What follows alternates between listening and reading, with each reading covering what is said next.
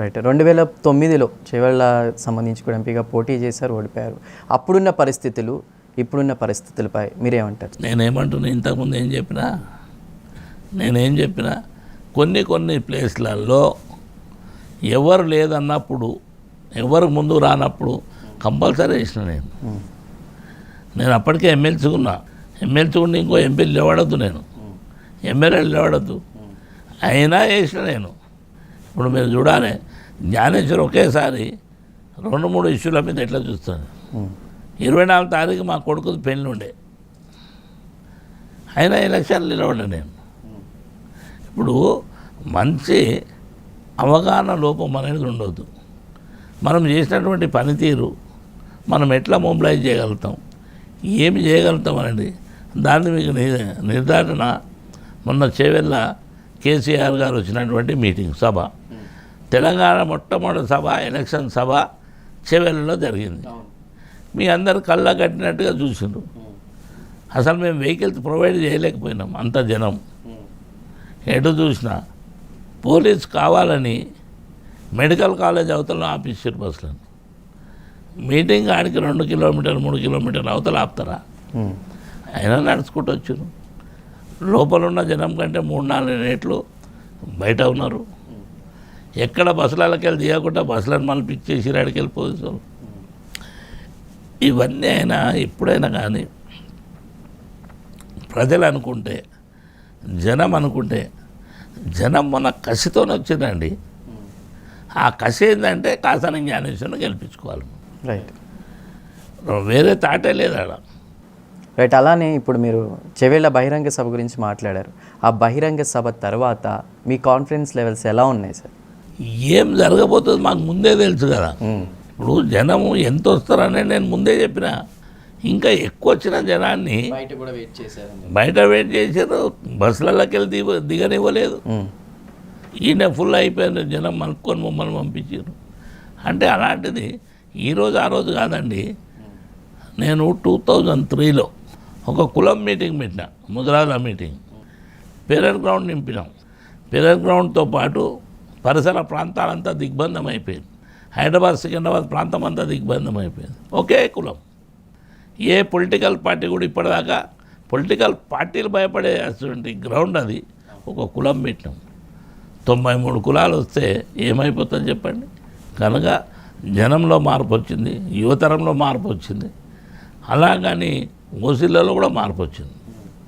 కరెక్టే కదా వాళ్ళు అడిగేది, మనం ఇవ్వాలన్న తపనతో వచ్చింది. ఈరోజు చేవెళ్ళ ప్రాంతంలో కాసాని జ్ఞానేశ్వర్కు బీఆర్ఎస్ టికెట్ ఇచ్చి పంపించింది. ఫస్ట్ ప్రపోజ్ చేసింది ఎవరు? సబితా రెడ్డి గారు. మిగతా 7 మంది ఎమ్మెల్యేలు తప్పకుండా ఈసారి బీసీకి 7 మేము గెలిపిస్తామని. దాని ప్రకారంగానే వాళ్ళు 24 గంటలు పనిచేస్తారు. నాకంటే ఎక్కువ పని చేస్తున్నాను సబితా రెడ్డి గారు. పని చేస్తారు, గెలుపు తథ్యమనే దిశలో తీసుకొచ్చారు. నువ్వు పనిచేసే వాళ్ళు సబ్బండ వర్గాలన్నీ అందుగురించి అంటున్నా. అన్ని కులాలతో కూడుకున్నటువంటి సబ్బండ వర్గాలు కాసాని జ్ఞానేశ్వర్కు పనిచేస్తారు. రైట్. అయితే ఇప్పుడు మీరు అన్న వాటికి సంబంధించి కూడా బీఆర్ఎస్ అధికారం కోల్పోయిన తర్వాత కాసాని జ్ఞానేశ్వర్కి టికెట్ ఇచ్చారనేది ప్రత్యర్థులు చేసినటువంటి ఆరోపణలపై మీరేమంటారు సార్? ఆరోపణలు జరుగుతూనే ఉంటాయమ్మా. చెప్తూనే ఉంటాడు. ఆడరాక పాత గజ్జలని చెప్పేతోటి మరి వేరే పని ఉండదానికి అవే చెప్తుంటాడు. ఖుద్దు అతను ఏం చేయడు, మళ్ళీ చెప్పేవరకే వాళ్ళు. అదే కాకుండా మీరు గమనించాలి, ఫీల్డ్లో కూడా ఎక్కడైనా సరే కాసే చెట్టుకే రాళ్ళు కొడతారు. అవును. తుమ్మ చెట్టుకే ఓడగొడతాడండి, అవునా కదా? అందుకుంటే జనంలో మనం పని చేసుకుంటూ పోవాలి. కేసీఆర్ గారు ఒక బ్రహ్మాండమైనటువంటి, అందుకొచ్చే ఆ కమిట్మెంట్ కానీ, ఆ శక్తి కానీ ఆ వ్యక్తి కమిట్మెంట్లో లేకపోతే, గ్రౌండ్ రియాలిటీ ఉన్నటువంటి వ్యక్తి, వ్యవసాయదార కుటుంబం నుంచి వచ్చినటువంటి వ్యక్తి, ఏదైతే తెలంగాణకు అవసరం అనే మూమెంట్ లోపల ఎప్పుడైతే నీళ్ళది ఒక దగ్గర తీసుకొచ్చిండో, భగీరథ అనేది ప్రతి ఇంటింటికి నీరు తీసుకొచ్చింది. ఆ నీరు ఇప్పుడు ఎందుకు పొందేది? మళ్ళీ ట్యాంకర్లు ఎందుకు వస్తున్నాయి? ఎక్కువ వ్యత్యాసం లేదు కదా. ఇలాంటి కాలం పోయినటువంటి సందర్భం గతంలో కూడా ఉంది, టీఆర్ఎస్లో కూడా. టీఆర్ఎస్ రూలింగ్లో ఉన్నప్పుడు కూడా ఇట్లా వచ్చింది. అప్పుడు మిషన్ భగీరథాన్ని పెట్టి ఇంటింటికి నీళ్లు తీసుకొచ్చిన సందర్భం. ఇప్పుడు మనది ఎట్లుందంటే మన చుట్టూ చెరువులు, ఇక్కడ కృష్ణ కానీ అక్కడ గోదావరి కానీ పారుతున్నటువంటి సందర్భాలు. గోదావరికి వచ్చే వరకు మహారాష్ట్ర కానీ కర్ణాటక కానీ వాటికి ఒక నిర్దిష్టం ఉంది, ఇన్ని వాటర్ ఇక్కడ ఇవి వాటర్. అదే మన తెలుగు రాష్ట్రాలకు వచ్చే వరకు ఇక్కడ లిమిట్ లేదు.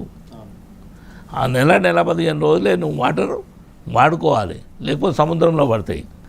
దానికి ఎవరు చేశారు? ఎవరు చేయనటువంటి సాహసం అది.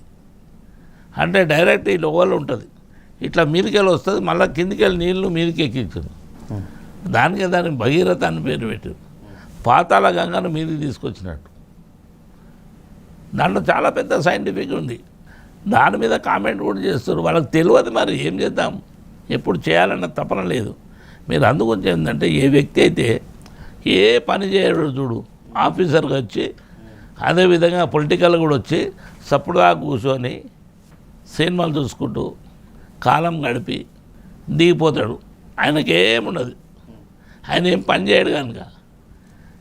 పొలిటికల్ లీడర్లు ఎవడన్నా పని చేసేందుకు పోతే మానవుడు తప్పులోపులు ఉంటాయి, ఆ తప్పులు ఎత్తి చూడడానికే ఇలాంటి వాళ్ళు ఉంటారు.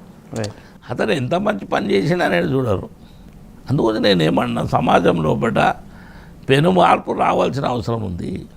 అంటే దానికి వాళ్ళు ఇచ్చే సమాధానాలు కూడా వేరుగా ఉన్నాయి. సమాధానం అండి, అదే ఒక టైం పీరియడ్ అనేది లేదు. ఎందుకు ఎట్లా పెట్టా, నువ్వు ఎందుకు చెప్పినావు, మరి నీకు తెలియదా ఎన్ని రోజుల తర్వాత ఇస్తా? అప్పుడు అదే చెప్పు, 9 తారీఖు ఇస్తా, లైన్ కట్టుర్రి, చెక్కులు వేసుకొని బ్యాంకులలో. ఎందుకన్నావు? జిమ్మదారు వ్యక్తి, ఒక పొలిటికల్గా ఒక పార్టీకి అధ్యక్షుడు అయిన వ్యక్తివి, నేను రేపు గెలవగానే 9 తారీఖు ఇస్తాను అంటే గెలవని ఆయనకు క్లియర్, వాళ్ళకు కాంగ్రెస్ రాదని.